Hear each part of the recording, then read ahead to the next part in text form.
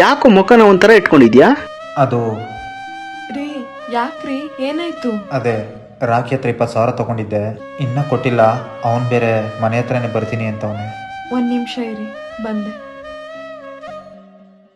ತಗೊಳ್ಳಿ, ಈ ಚಿನ್ನನ ಅಡ ಇಟ್ಬಿಟ್ಟು ಅವ್ರ ದುಡ್ಡನ್ನ ವಾಪಸ್ ಕೊಡಿ. ನಮ್ ದುಡ್ಡು ಅಡ್ಜಸ್ಟ್ ಆದಾಗ ಬಿಡಿಸ್ಕೊಂಡ್ರಾಯ್ತು. ಅವಳು ಚೆನ್ನಾಗಿ ನೋಡ್ಕೊತೀನಿ ಅಂತ ಮದುವೆ ಆದೆ, ಇವಾಗ ಅವಳು ಒಡವೆನೆ ಅಡ ಇಡೋ ಪರಿಸ್ಥಿತಿ ಬಂದ್ಬಿಟ್ಟಿದೆ ಮಗ. ನಮ್ಮ ಅಣ್ಣಂಗೂ ಇದೇ ಥರ ಆಗಿತ್ತು ಗೊತ್ತಾ?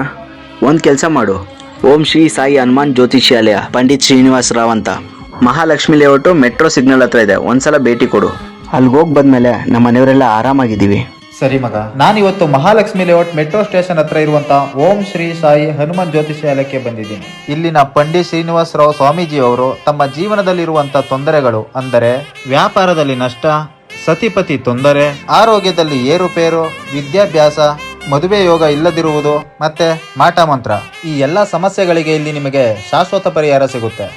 ಯಾರ ಜೀವನದಲ್ಲಿ ತೊಂದರೆ ಇದೆಯೋ ಕೆಳಗಡೆ ಕಾಂಟ್ಯಾಕ್ಟ್ ನಂಬರ್ ಮತ್ತೆ ಅವರ ಅಡ್ರೆಸ್ ಹಾಕಿರ್ತೀನಿ.